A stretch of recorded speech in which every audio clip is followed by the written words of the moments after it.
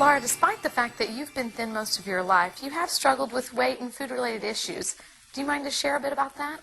Well, I think it all started when I was in high school, when I was dancing on drill team, and there was a lot of pressure on each of the girls to maintain their weight, and you had to weigh in and start your standard weight, and you weren't allowed to gain more than 5 pounds of your standard weigh-in, your initial weigh-in.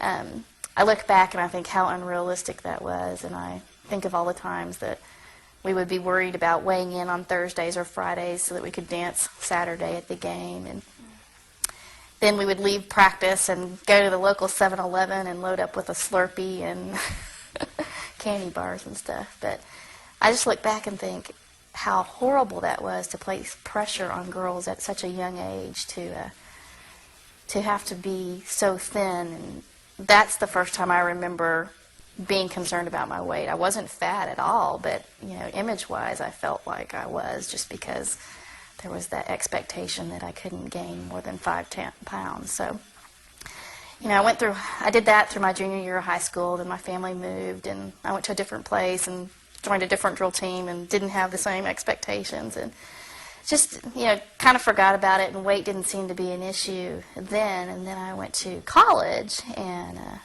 started out with the new environment, eating different foods. I had never really experienced fried foods at home, and when I went to college, I experienced that for the first time and getting the freshman 15 eating at the local on-campus cafeteria. So since I had stopped doing the drill team, I needed an outlet to exercise and to do some different things. So I, of course, did aerobics, and then I was asked to do a local preliminary for the Miss America pageant. So I had put on 15 pounds and couldn't get on stage and dance.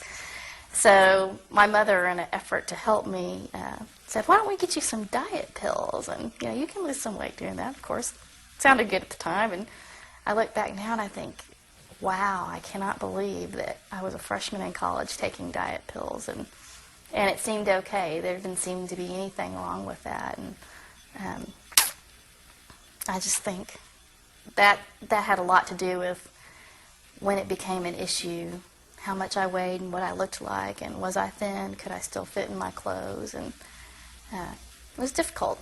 After I went through the whole diet pill scenario, essentially in college I lost a lot of the weight. It was a roller coaster type thing. I'd stay thin for a while, I'd get heavy.